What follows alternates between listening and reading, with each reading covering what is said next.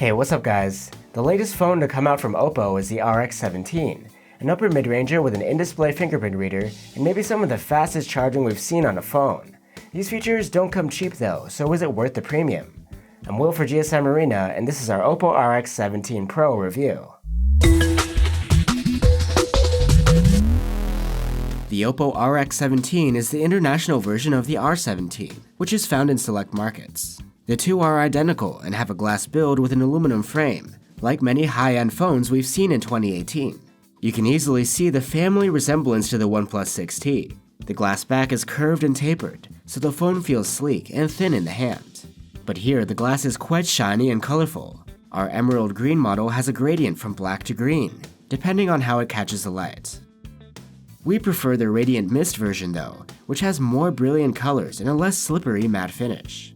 Flipping over to the front, we have a tall edge-to-edge AMOLED display, protected by Gorilla Glass 6. The bezels, including the chin, are remarkably thin.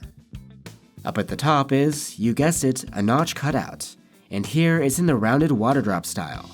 There's no option to hide it with a black bar.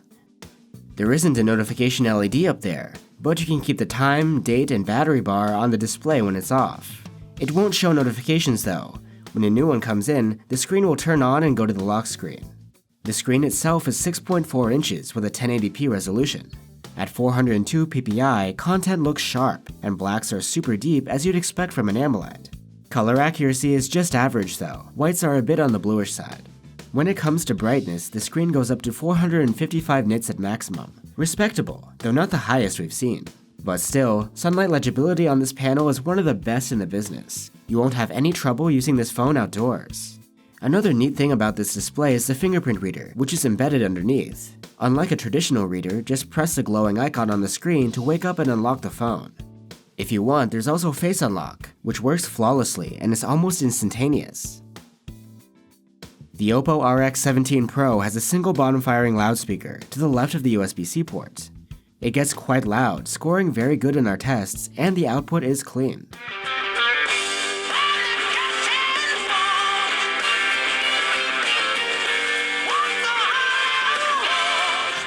Unfortunately, there isn't a 3.5mm jack, and our review unit didn't come with a USB-C adapter for headphones. There is a pair of USB-C earbuds included in the box though.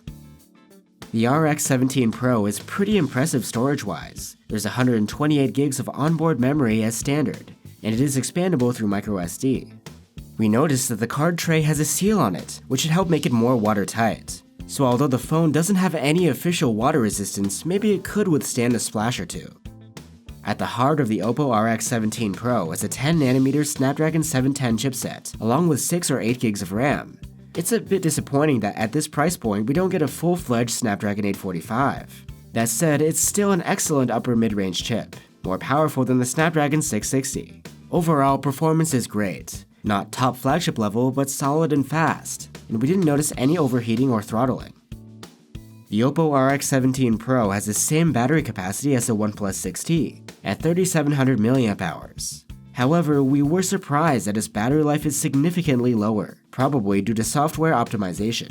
The Oppo scored an endurance rating of 80 hours in our proprietary tests, versus the OnePlus's 90. However, the Oppo has a trick up its sleeve, and that's the SuperVOOC flash charging. With this, we were able to charge from 0 to 93% in half an hour. Incredible!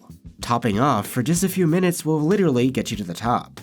The RX17 Pro runs Oppo's ColorOS 5.2 over Android 8.1 Oreo. It offers some features you don't see in stock Android. ColorOS includes an edge panel. When you swipe on it, you get a customizable space which can hold various shortcuts. Speaking of panels, swiping to the left gives you even more space to store things like the weather, more app shortcuts, or a daily steps tracker. Swiping down from the home screen opens up an app search, so you can easily find the app you need. It's too bad that there's no app drawer here. Look at all that empty space. This also introduces another problem. To pull down the notification shade, here you need to stretch all the way to the top and swipe down from there. On the positive side, there is a theme store, with plenty of options to customize the look of your home screen. And you can opt to navigate using gestures rather than on-screen keys. Swiping up from the middle and holding it summons the task switcher. Swiping up from the left, or from the right of that acts as back, and swiping up from the middle goes home. The Oppo RX17 Pro comes with a triple camera setup on the back. However, it's only the 12 megapixel main camera that does any shooting here. Much like the Galaxy phones, it has a variable aperture that opens or closes depending on the lighting, alternating between f1.5 or f2.4. The 20 megapixel secondary cam is only used as a depth sensor in portrait mode. So that leaves the third one, which is called a 3D stereo time of flight camera, or TOF in short. It shoots out light and measures how long it takes to bounce back from each spot in the scene. This can calculate distances, as well as perform 3D mapping of objects, not unlike the iPhone's Face ID. However, this one is located on the back and doesn't provide much in the way of features. Oppo says more support will be coming in the future though. But regardless, let's take a look at how the main cam does in good lighting. Shots have punchy colors, good sharpness, and plenty of detail. There is occasionally some visible noise in well-lit scenes, but it's sort of rare. We were a bit disappointed with the HDR on this phone. It is able to bring out some detail from the shadows, but it overexposes the highlights quite a bit, and at the same time it adds some over-sharpening to the rest of the photo. Moving on to portrait mode. The edge detection is pretty nice, even when a more complex background or hairstyle is introduced, and colors are spot on. But we weren't impressed by the level of detail. It almost feels like there's an always-on beauty mode smoothing everything out. When it comes to nighttime photography, the RX17 Pro is a pleasant surprise. Quality is consistent, there's much less noise than expected, and there's good detail and decent sharpness. There's also a dedicated night mode, which brings things even further. The pictures are brighter, with well-preserved detail, and lights look natural instead of blown out. There is some over-sharpening, but the overall result is quite nice. The RX17 Pro has a 25 megapixel front-facing cam for selfies. Shots look good, colors are decent, and detail is okay. However, we wish there was autofocus on this camera. You have to hold it about half an arm's length away from your face to get the sharpest result. We also weren't impressed by the HDR in selfie mode. During the day, the backgrounds often ended up blown out. You can take selfie portraits too. Like other iterations we've seen, the edge detection leaves more to be desired. The RX17 Pro can record video in both 4K and 1080p at 30 FPS. 4K video is smooth, with plenty of detail and vivid colors. However, just like the still photos, dynamic range isn't the widest. The same things can be said for the 1080p videos, except there's a bit less detail, and here you have always-on electronic stabilization, which works well.